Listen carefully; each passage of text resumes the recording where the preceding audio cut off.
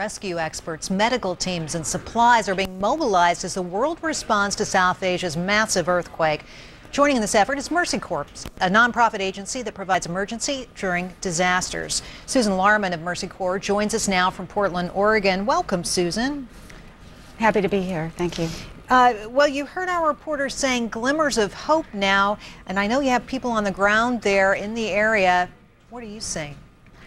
Well, I was on a conference call with our assessment team who had just arrived back in Islamabad at 11 o'clock p.m. after spending an entire day near the epicenter, and they visited areas that had not received any attention yet, and their word to describe the scenes that they saw was horrific. I think it's much worse than we expected. They had many sources telling them that they thought the number of dead were 40,000, and that is now the figure that we're using along with our colleague agencies in Islamabad that are planning response efforts. Now, your organization is referred to as a non-governmental organization providing assistance and relief there. How many people do you have on the ground, and specifically, where are they? What will they be doing? Well, we were already working in Pakistan with humanitarian programs, mostly in the southern town of Quetta. That area wasn't really affected by this, and neither are our programs, but we had a team in Islamabad who was in the earthquake, and we've sent a lot more staff up from our southern office. They are preparing to go out tomorrow morning with another response team of about 8 people, including many doctors with medical supplies, food and shelter, which are the top 3 things that were identified as much needed. Can you get to those areas that are so remote and, you know, assuming they have a lot of people there who need help, can you even get where you need to be? Well, they said that there were 3 valleys in the area that they visited. They were able to go to one by car, they had to walk into another area, and one was inaccessible. So we will be taking helicopters out on Tuesday to airdrop supplies, but transportation and logistics is probably the #1 barrier to helping people right now. And there was just massive mudslides, and rocks were barring access to roads. It's a pretty bad scene. You know, we have so many disasters right now across the globe, and we've spent a lot of time covering the hurricanes, obviously, in the southern part of this country.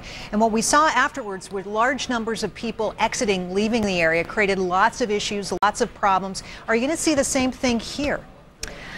There is some talk about people getting ready for refugees to come into Islamabad, but right now our staff was saying people do not want to leave.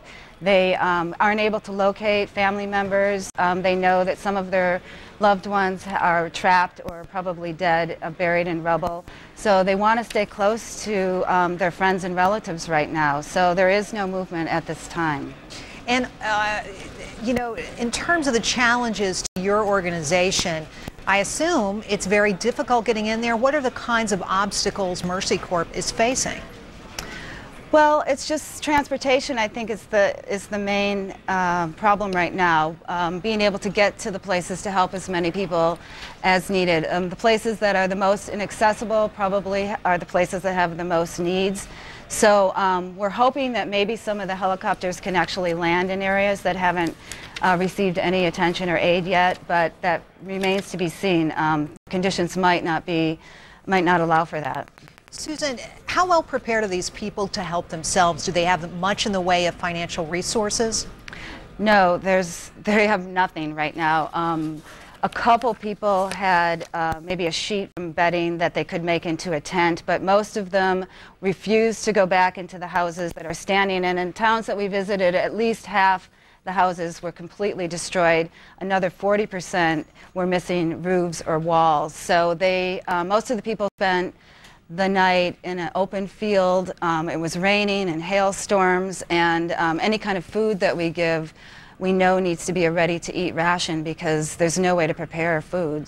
Well, Susan Laarman, thank you for being with us today, and good luck with your organization's effort in South Asia. Thank you. If you'd like to help the earthquake relief effort, you can also call UNICEF. The number is